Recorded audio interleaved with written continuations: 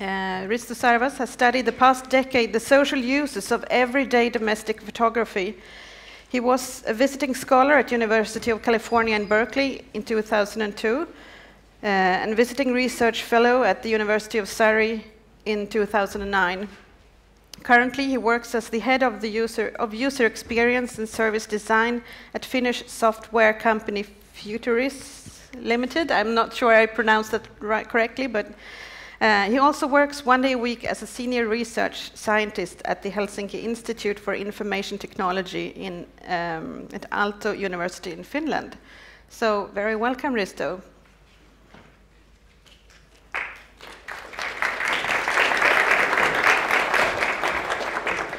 Thank you very much. You can all hear me, can you?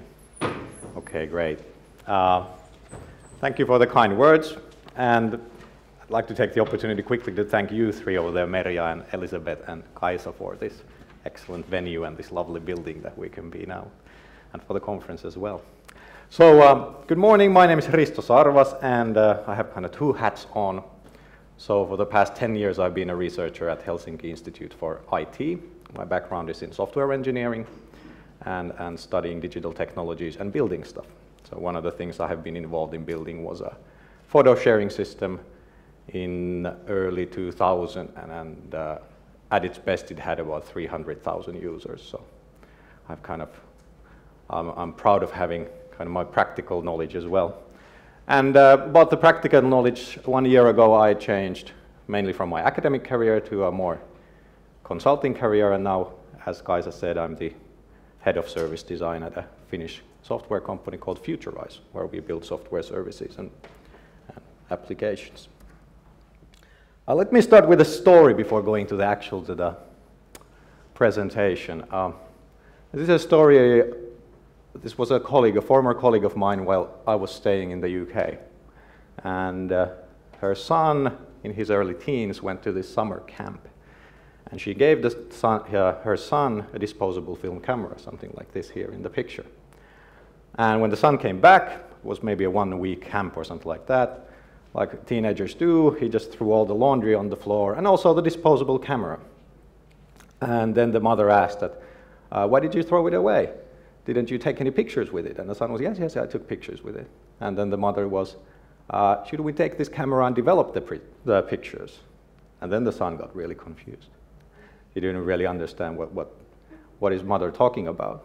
But that's not that surprising, because it's not surprising that children in the early teens don't understand print technology, because when they were born it was all about digital photography already.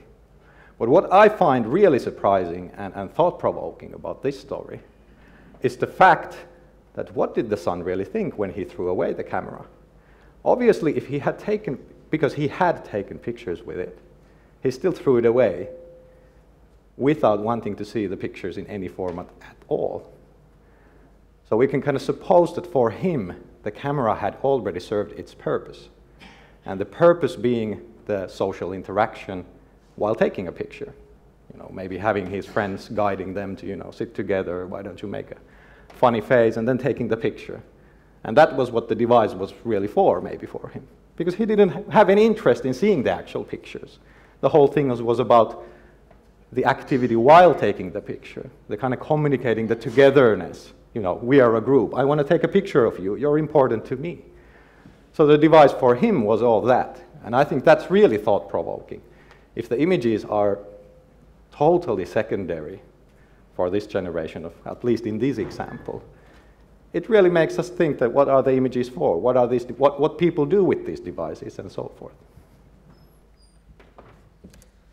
Okay, here's an overview of what I'm going to talk today. I'll start with a little bit about the perspective I have into photography, and namely consumer photography, or domestic photography, or vernacular photography, what do you call? But in all its simpleness, it's just everyday, normal people taking ordinary pictures, so not art photography or photojournalism or anything like that.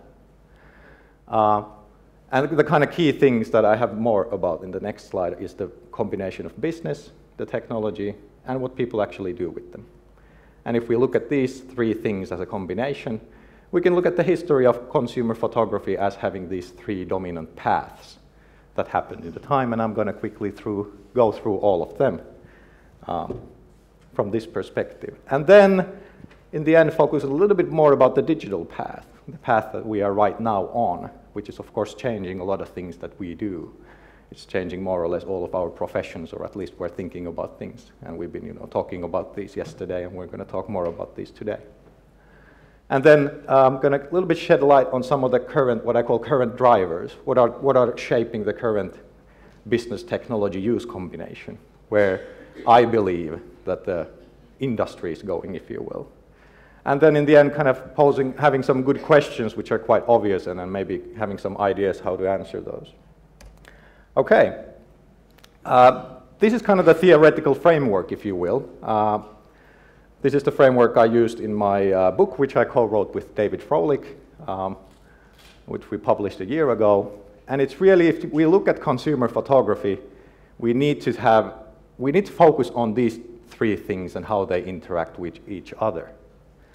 And in all its simpleness, it's just saying that these things never exist alone. So if you look at the business behind consumer photography, it's always based on some technology. What can the technology provide? And the technology shapes what kind of a business small businesses or large industries are providing. And of course, the practices, the way that people use these technologies, will shape the business as well. And then the other way around, the business, of course, shapes how people use the technology through marketing and advertising, telling that this is the kind of images that you should take with mobile phone cameras, for example. And then, of course, when people start using these technologies, that will shape the technology itself. So maybe they didn't use it as it was planned, but suddenly you can realize that, well, people are taking a lot of pictures of what they eat. So maybe we should adapt the technology to help people to do that more. So it's really an interaction between these three. And the good thing about this is that because I'm a technologist, I'm an engineer, and my perspective is always looking at the technology. So, but including at least these two other parts kind of avoids me talking too technologically deterministic, because I'm not saying that the technology dictates how the business goes or how people do. It's an interaction of all these three. So let's start looking at the history from this perspective. This is kind of looking, if we take these three things and we looked at the big changes in the history of domestic photography. Now you have to remember I'm focusing on domestic photography here. We can see that there has actually been only three major paths. There's the portrait path, that kind of happened after photography was invented, and it was all about portraiture and taking portraits. And the next really big change that changed all of these three, the technology business and people's practices, was what I call the Kodak path. And I find it always quite amazing that this Kodak path lasted for over 100 years. And if we look at this 100 years in our history in general, there were a lot of technical changes in the 20th century. But still, the basic things of Kodak model did not really change. I'll get back to that later on. And now we're kind of entering the third major path, which is the digital path, where things are, again, changing as radically as they changed in those two times before.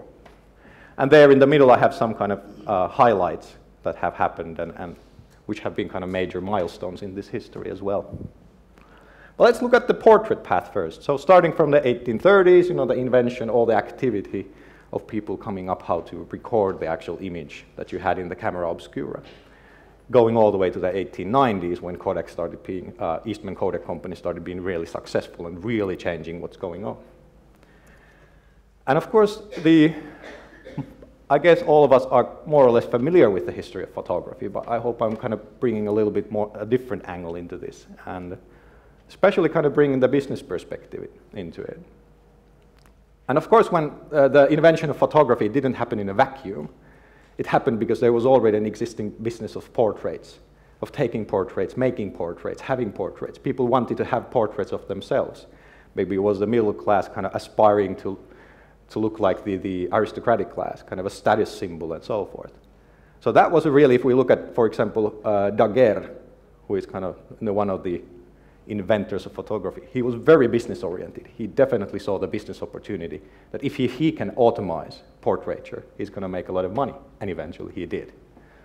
So there was definitely an existing practice. There were, paintings, there were silhouettes, there were these physical traces, which you can see over in the upper right-hand corner. And in the middle, there's the photography studio. I think that's something like 1841 or 1840, which looks more or less like a portrait studio, I would say. And then suddenly, as the technology matured, as the business matured, meaning that this technology was made available for people to go to portrait studios, have a picture taken of themselves, it was kind of a natural continuation of the kind of portrait culture, if you will.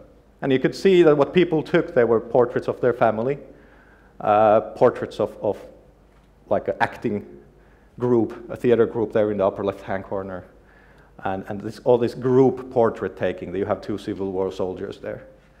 And really, if we look at the reasons why people valued this, why people thought this is a good thing, they went to the studio and paid money for it, it was really kind of communicating togetherness, whether it's togetherness as a kind of nuclear family here in the middle, also communicating their identity through the clothes they're wearing. So like the soldiers here, communicating that they're Southern soldiers in the Civil War. And slightly about memory as well, not that strongly, which was kind of the thing for the Kodak culture, was really about communicating the memory, but also a little bit of a memory. For example, we can imagine that probably those two soldiers there had this kind of a thought in their head that, okay, let's take this picture because this is a special moment and we don't know what's going to happen next. So the function of the photography was definitely had a memory function as well. And you have to forgive me, I'm kind of going this history very quickly through this, of course, a very rich history as we know. But then in the 1860s, what happened, I guess you also are familiar, was the visiting card phenomena, cartes de visite, which became really, really popular in Europe and gradually in the US as well. And from a kind of a business and industry point of view, it was really the industrial revolution coming into portrait business and portrait photography. And it's often credited to the French photographer Disdery, whose camera we see there in the left. But you had this problem that you have these glass plates, and taking one portrait per glass plate is relatively expensive, and the price per portrait is quite high. But if you take several images, like here, there's actually 8 images, but you can't see all of them. If you take 8 images on a single plate, that's 8 times less the cost. And what happened was, of course, that it brings down the costs. You can bring in economics of scale. And because behind the portrait studios, it wasn't anymore that the photographer would go to the darkroom and develop the images and sell them, but it was really mass-produced. It was manually mass-produced, but you had people, you had the studios hired women to do these things, so they would take the plate, everybody had, it was more or less an assembly line to mass-produce these portraits, which brought down the picture of portraits. And the thing that also is very important that happened was that portrait pictures were not sold anymore individually. So the business idea was that you sell a dozen of them. So if you went to the studio and then you selected, okay, this is the portrait I want of myself, the minimum amount you would get would be 12 visiting card paper prints. And then because for the studio, that's a better business.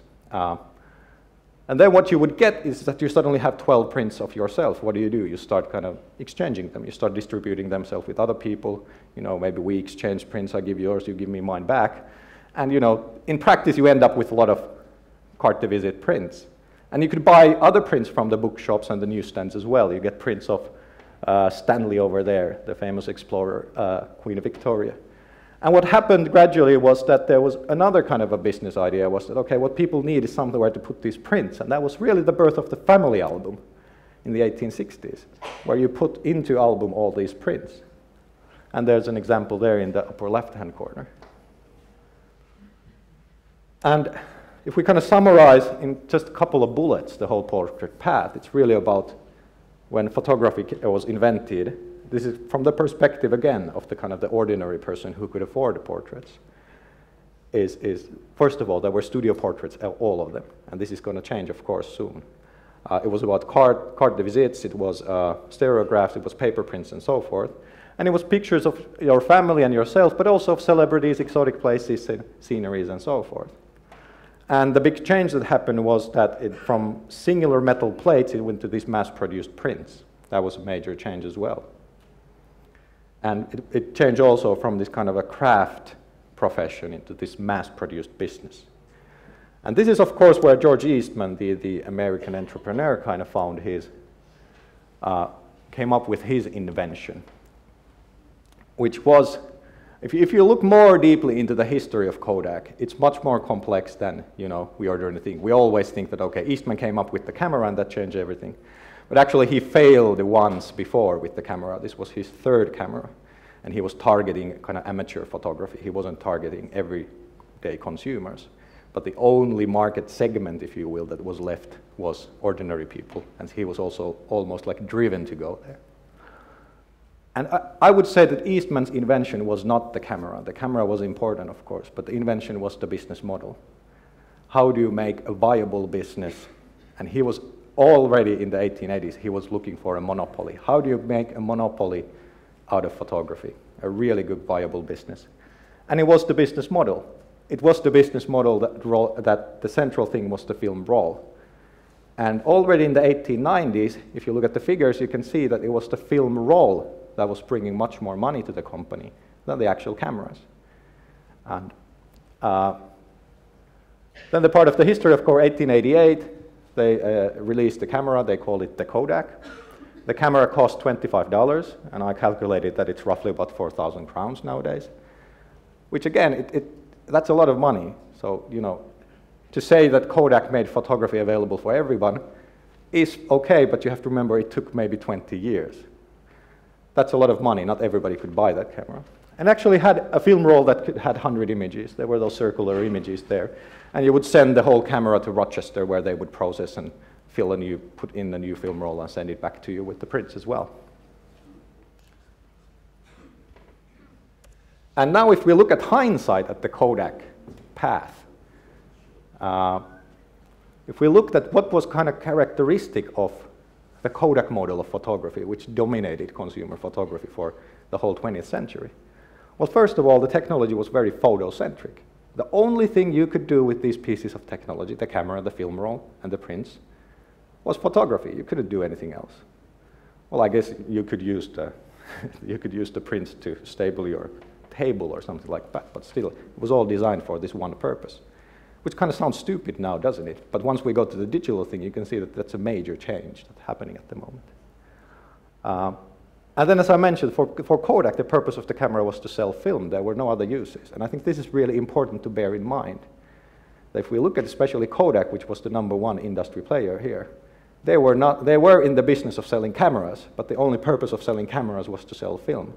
And that's why they often, if you look at the history, they actually sold the cameras at negative profits just to sell more film, for example, to get people to adopt a new type of film standard or something like that.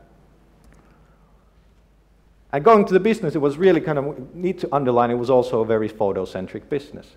And it was called, the photography industry. But now if we look at the photography industry, it's a good example. It doesn't really exist. What would you call the photography industry today? If you look at like marketing reports, for example, of photography industry, they have big old companies like Fujifilm, they have Kodak, well not anymore Kodak, they have Canon, they have Nikon, the camera manufacturers. But where are most of the photographs today? As we know, we touched this yesterday as well, they're in Facebook. It's all these kind of digital services, the social networking services, that are really dominating the whole thing. It's companies like Google who are really changing the photography industry. So it doesn't really make sense. These kind of old borderlines of what is photography industry have totally disappeared. And I think that's a legacy of the Kodak time. We think that this is a clear industry, but of course it isn't.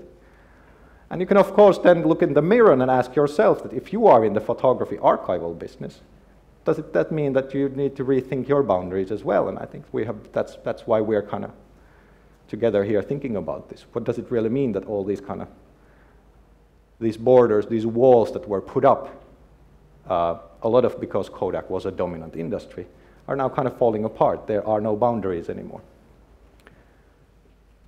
And if you look at the business model, there were only kind of 3 things where you could get money. It was to sell film, sell cameras, or sell the photo finishing services. And in a way, we were taught for a whole century, if you look at how Kodak advertised and marketed what you should do with these devices, was, you should take more photos. It was Kodak who taught us, as people, that this camera is, you're supposed to take pictures of your children's birthday with it. And that was suggested to us.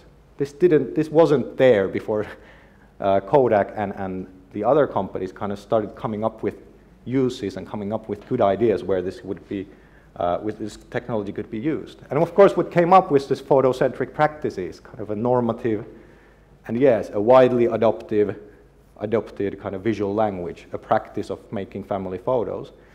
And if you have looked at family photos or studied them a little, it's also very surprising how similar they are. I mean, if we take family photo albums from Finland and compare to Swedish family photo albums, it's just amazing how similar they are in the way that the pictures are put, how they're kind of organized, but also the kind of the messages that are coming through. And the message kind of mainly being that showing that, constructing a very nostalgic history of the family, so a very family-centric thing. But again, if we look at the practice itself, it was the single image and a collection of single images that were really the building blocks of this culture. And as I guess, again, you all who have followed news, that it was this January that Kodak actually filed for bankruptcy, which is a kind of a nice, well, not nice for Kodak, but it is anyway, it's a milestone in this kind of discussion of changing from the film to digital technology. And for me, that really marks the end. That was really the final stamp saying, okay, if you didn't believe that film doesn't survive, this is the final proof that film is gone. And of course, it meant this is really the end of an era, as the era I was talking about, which here I summarize with just 4 points again. Of course, the big thing compared to the previous era was people started taking pictures themselves. That was really a huge change in people's practices. And then the other big thing I didn't kind of mention a lot was the separation from private and public images. Now, if we take a carte de visite album from the 1860s, you open the family album, you have the picture of the Queen, you maybe have a picture of churches and places, and then you have pictures of family members and friends, and they're all between the same covers. But at the same time as Kodak came up with the new business model and having people take pictures of themselves, the paper printing business, newspaper printing business, came up with the invention of half-tone printing. So all the public images of celebrities, images of kind of newsworthy images, they were separated into newspapers and magazines. So they were kind of very separate industries. They were kind of separated in people's homes. You had the magazines, you had the newspapers, and you had the family album. So this was really characteristic of the 20th century. And that was the end of the single dominant model, with one exception. Okay. I have to stand here. Okay, sorry, I have to stand behind the booth. Anyway, that was the end. The only exception, of course, being Polaroid here. But it was all about film. If we look at Polaroid, it was really about selling Polaroid film, so it all revolved around film. And then we get to the interesting part, I guess. This is where we live now, the digital path, which I would count that it started gradually in the 1990s. Of course, it started a little bit earlier if we look at electronic photography, but from ordinary people's perspective, it was really started in the 1990s. And I really underlined the photocentric perspective in the Kodak path, because now if we look at photography technology, it's really difficult to find a piece of technology that is dedicated to photography. Cameras are a good example, but if we look where cameras are going, they're kind of integrated more into other things. And the thing is, of course, that photography is becoming part of the general purpose informations and communications technology, ICT. And if we look at the cameras that were sold today, most of the cameras are camera phones. They're multi-purpose devices. And then we have the computer, which is a key part of this as well. And if we look at the memory cards, the information networks, the operating systems, they're all general purpose things. So you can do many, many things with these. There's hardly anything that it's very photocentric. And I think that's a big change. And the other one, I have this one example here. This is a scanned image of what came when I bought my Canon Ixus, I guess, in the year 2000. And I think this really nicely shows the big change. You have the camera there in the upper left-hand corner, but it's just showing all the ways that you can connect this device into other devices. And that's really the whole point of this picture, and that's the whole thing that's changed here. So we cannot look at photography anymore being about the camera, the storage medium, and the pictures. Because if we go to people's homes, it looks more or less something like this. If you look at all the devices people use to do whatever they do with photographs, you have devices that, like these, which are really critical. If you take one of them away, it might just stop the photographic activity in that family altogether. So we have stuff like network routers that are really important, perhaps for that family. There's the hard drives, there's the software use, there's the operating system. How does that operating system on that laptop help people to achieve the purposes they have for their photographs? So it's not about a single technology, it's this infrastructure of technology that people use. So it's the interaction with this infrastructure that is really what people do nowadays with technology. And then, of course, going to the internet altogether, where we have all these different services and all different kind of options. And the key thing about this is if we go to my home or your home, this infrastructure is always different. It's never the same, you know. You might use Facebook as your photo service. I might use Google Picasa as my photo service. Maybe I have a laptop, maybe some of you don't have a laptop. So it's always different. And this makes it a kind of a very difficult thing to grasp because it's so heterogeneous. And what is the key business nowadays? What's really the key business of photography? And it's advertising. And I guess most of us are more or less have gone or visited or are actively in Facebook, and it's really the like button. And Facebook is really dominant. I took some numbers here, so there's about 100 billion photographs estimated there with over 845 million users. That's about 120 pictures per user, so it's not that much in my opinion. But if we look at the main business model of Facebook, which is definitely hosting the most images ever in history, it's advertisement. It's selling targeted advertisements to the users. And if we want the other main businesses is, of course, if we take like camera phone manufacturers, like Apple or Nokia, it's selling those phones. And then once you sell that phone to a person, that person is very reluctant to change the model. So if somebody buys an Apple iPhone, the next phone they're going to buy is most probably an Apple iPhone. And that's, of course, what is called lock-in. So the business model is trying to get people to lock in to a specific ecosystem. And the main ecosystems now are Apple's iPhone, Nokia ecosystem, and the Google Android ecosystem. So those are the main players at the moment. And none of these are traditional photography industry players. And I think another kind of current example, a good one, is the purchase of Instagram. How many of you have used Instagram or know what it is about? So yeah, you're familiar with it. I actually never used it, but I've read about it. And it was bought for a stunning price of 1 billion. You know, there were these two young men who formed the company, and suddenly it's bought for 1 billion. But what they really bought, it wasn't the technology that Facebook wanted. It wasn't the images. It was really the users. So in practice, they paid $33 per users. And why did they pay $33 per users was that because these users were really committed to the brand. They were really committed to the photo uploading application. So what Facebook really bought was these users who are committed to this technology and reluctant to change. So suddenly Facebook has a photo uploading, a photo application on the phone with dedicated users. And that was perhaps worth the money. So the technology is definitely secondary. And the thing that is sold is the brand and the user's commitment. So it's all about buying committed users. And what do those users do there, of course, is socialize on the web. So it's really, if we look at photo-centric activity, it was all about social, you know, the Kodak era. It was all about, you know, being social around photos, talking about them, showing who are important people to you, and so forth. And now the social activity has changed into the internet, to the social networking services, dominantly Facebook. So not a huge change there, but the huge change is, of course, that the photo albums of today, if we look at Facebook as a photo album, is that the album is not static anymore, of course. It changes all the time, every second. If we push reload, it will look different.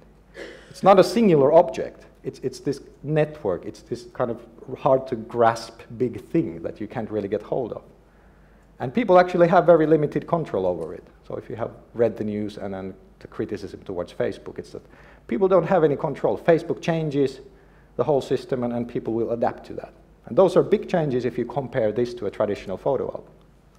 So to summarize kind of the main points I see in the digital path, it's really from photo technology to general purpose information technology.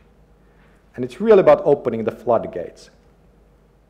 If in the Kodak culture, there was always the marginal small cost of taking that extra picture that was stopping people from, you know, just going wild with photography. Now, of course, this floodgate has been opened. And there's no cost anymore in taking photographs, which has kind of shifted now into a new problem. It's but people just have too many photographs. And I think that's the key, because you here are experts on archival and long-term storage and understanding the value of photographs in the long term. And I think that's a really important point, because this is kind of a problem that gets worse every year. People have thousands, tens of thousands, maybe soon hundreds and thousands of photographs that they have no access to. There was a study a couple of years ago where they went to people and they asked them, they talked about kind of what they had done in the past year, and then they asked, could you show me photos of that? And 40% of the times they asked, can you show a photo of that event? They didn't find it. Because the organization of so many photos is so difficult. And perhaps because of this, it's really that if we look what people do nowadays, especially people, young people, it's not about constructing memories anymore. It's really about immediate communication. You take a picture, you send it, people reply to it, and then you forget the image. And the last one, as I've been saying, it's all about the metadata. It's all about the advertising. So what do I see as the current drivers? What are kind of shaping the concept of photography? What's going on in the industry? And I think one key thing is that it's not a single image anymore. If the person captures something, it's not a single image. And this is a marketing picture from Lightrow. Lightrow is that device where you take a picture and then afterwards you can decide the depth of field, where do you want to. And it's a very clever technology with the cells that you can actually afterwards decide the depth of field and the focus of the image. Which just means that you're not taking one image, you're taking at least 3 or 4 or 5 images at the same time. And I bet that soon you can see devices where you take an image and it takes a video and a still images at the same time. So it's not about the single image anymore. And of course, there's the whole context. It's going to capture the time, location, it's going to capture the people around, it's the events, the whole links, how does this image link to something in the web and so forth. And why is this happening is I think a really important purpose here is the commercial value of selling new hardware. You need to sell, the camera makers, they need to sell you new cameras every 2 years. So if you want to buy a new camera, they have to convince you that this is much better. You can take 3 pictures rather than 1 picture at the moment. And the other big thing is that it's not a single, we should not think photographs only as being a single object. I think we should think of them, especially people's personal collections. That's what I'm really talking about. I was just discussing yesterday, a couple of weeks ago, I bought a new hard drive, which was 2 terabytes. And finally, I put all my images together into one place, and I have 75,000 images in my personal collection. And I'm not an amateur photographer. They're mainly just me, my children, my family, and places I've been. This morning I took some images like here. So it's images like that. I have 75,000. I started collecting them in the early 2000s. So for me, it's not about the single object. It's not about the single image. It's really that database and what can I do with that database of images, that network of images. And as I mentioned, this is perhaps the result of the uncontrolled capture. People just go and capture and then they flood their hard drives with thousands and thousands of images. And of course, there's a commercial potential. I haven't seen very good solutions yet. For example, I struggle myself. I have to spend a lot of time to curate my 75,000 images so that I know that, after 5 years, I can actually view them. A lot of them have metadata about people and places and events. And when I change a system from one organizing system to another, I really have to spend days making sure all that information is changed. And then the third point, the visual information is really secondary, I would say. That becomes more and more, as people start thinking their photographs more like a database, a stream of images. It's really about the metadata that the images have. It's really about what can these images, not the visual information, but if they have the location and they have the time, you have that information about the people, it's really a database of your life in a way. So this image I did, this was a summer intern, we did it together. This is, I had about 20,000 my personal images with the information who are the people in the picture. And we calculated that if two people are in the same picture, we draw a little line between them. And then he made this what is called a minimal spanning tree, where he kind of drew the lines. So for example, there you can see TU71 is my wife and AN28 is my son. And that tells you that there are 900 images where they are together. And then you can start drawing these diagrams. And this diagram is exactly kind of my family and my relatives and my friends, and shows really the groups and the social networks. So the visual information here is secondary. It's all about the metadata and kind of using that information.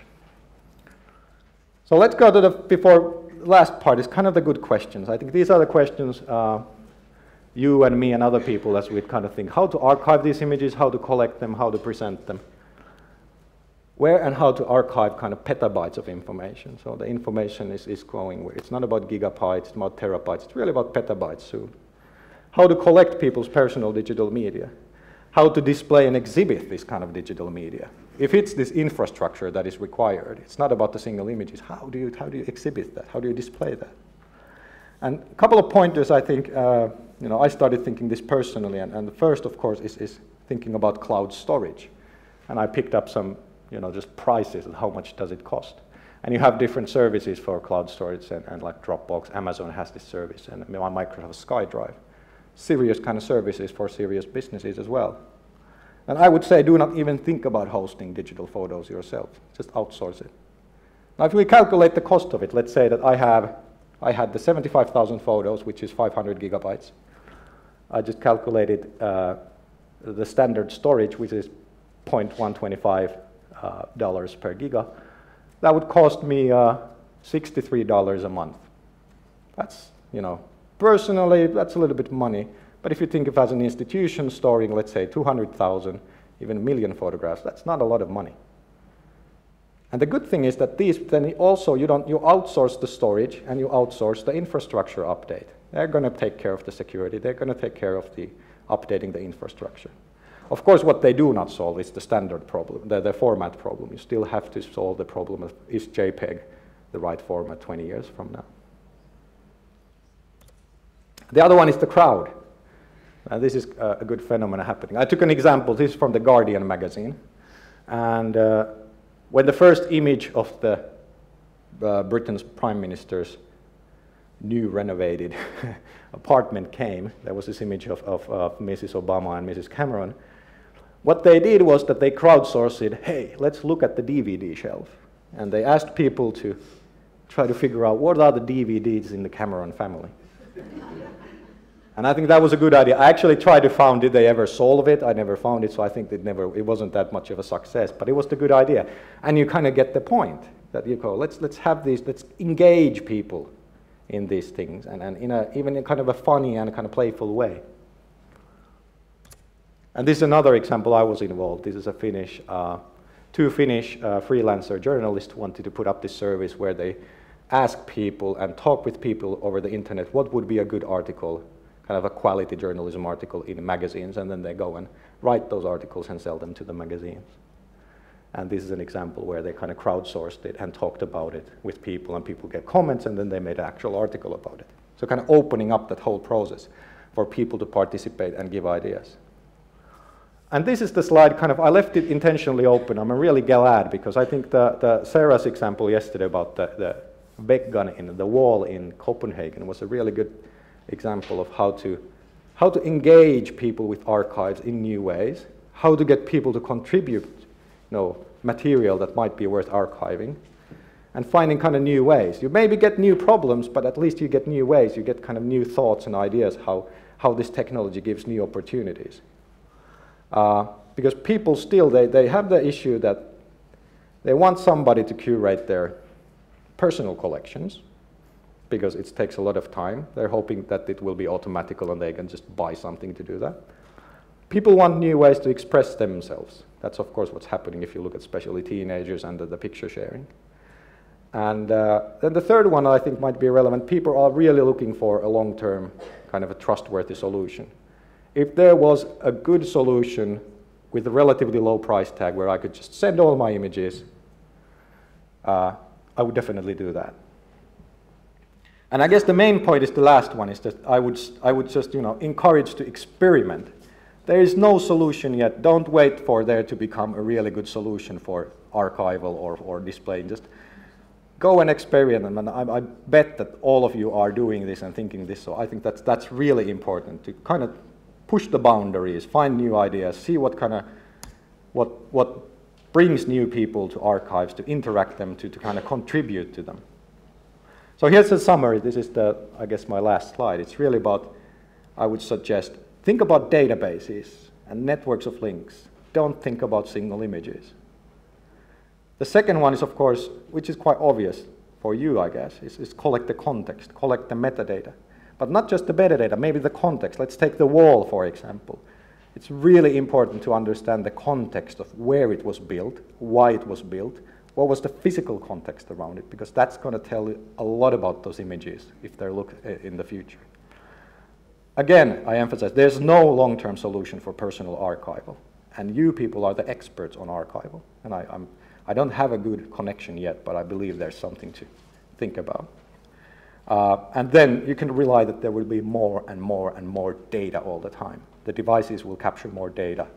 The business models are based on having more and more data. So that just this metadata, in addition to the visual data, there's got to be more of it. Be sure of that. And then, as I said, just let's experiment. Experiment with the clouds, experiment with the crowds.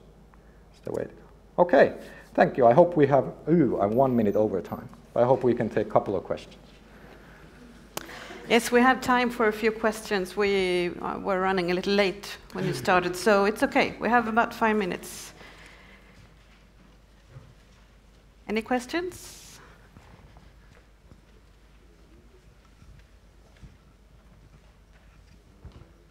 Yeah, thank you very much. I was wondering, do you have any thoughts on the very big ethical problems of outsourcing the archives and the organizations and the curating and the comments of people's personal photographs?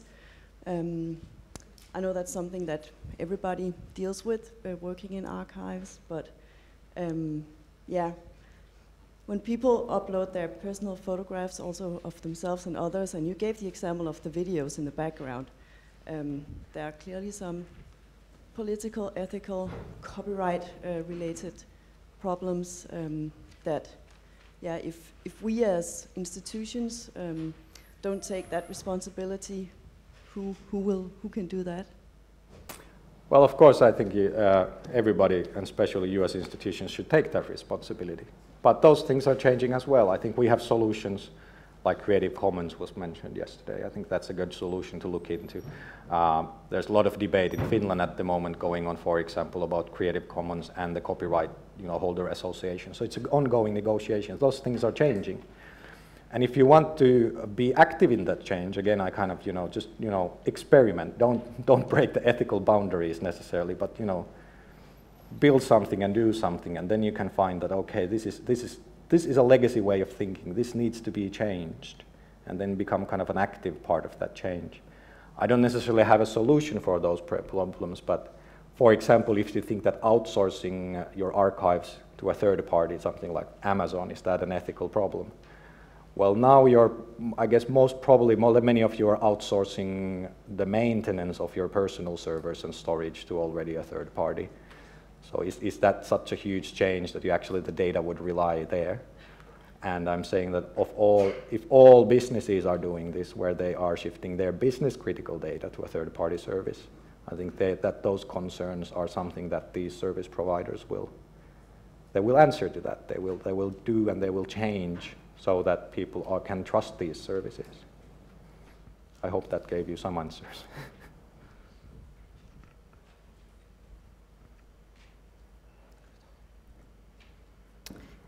Några fler frågor?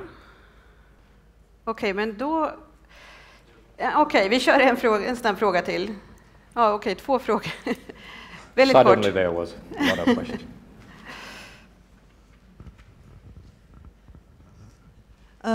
Thank you. This was extremely interesting. I mean, not least because it reminds us that the image isn't at the center anymore.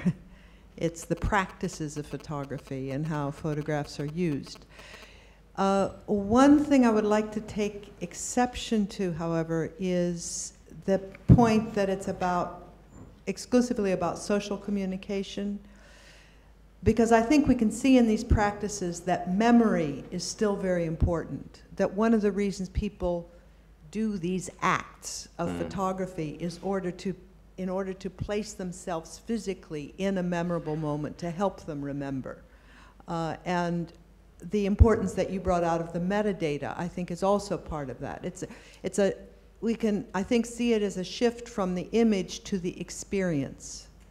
And every way that we can retain the experience of that moment is still important to have in our practice and to document, also for memories reasons. That's a very good point. And I believe, if you look at the moment, a lot of research is focused on young people and teenagers whose concept of memory and having value in something that happened in the past is very different from older people who value kind of past experiences much more. So as those generations get older, yes, I would say that the value of memory increases as well. But on the other hand, if we look at what people do nowadays and compare it to the Kodak path, the effort that people put into memories is less than they do on the social kind of immediate activity. And why is that? That's a good question. It's many things, but that was really good point.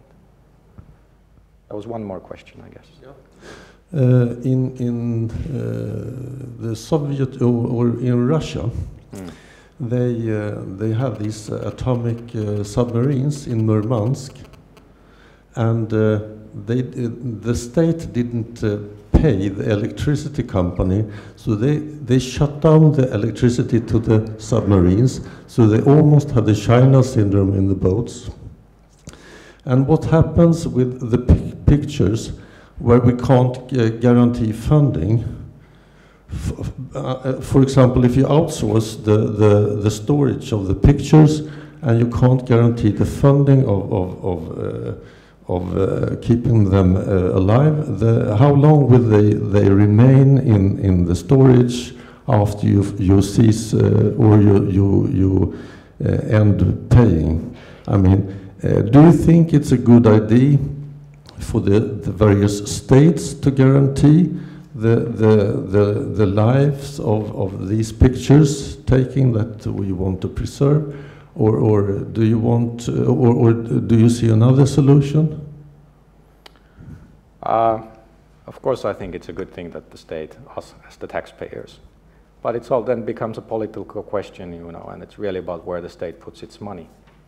And I think it's worth thinking about the money, whether you outsource the storage into a cloud or keep it yourself, because it might be as simple as, you know, it's costing you 20,000 euros a year to host it yourself, and it's going to cost you 10,000 to outsource it. Which one is better for the archival? Because when the money is cut, at least you have the less expensive solution. But then the other question is that how much should the government or the public institutions, you know, how much taxpayer money should be put there? I think, well, you know, I think most of us here think that yes, that's a very good idea, but I don't really have an answer for that. I just give my personal opinion. But I do think that thinking about cloud storage is really something to think about as you know, as the economy gets tighter. Thank you. Very interesting questions. I hope you can continue to discuss this during the coffee break. But first, we have the next lecture. Thank you, Risto.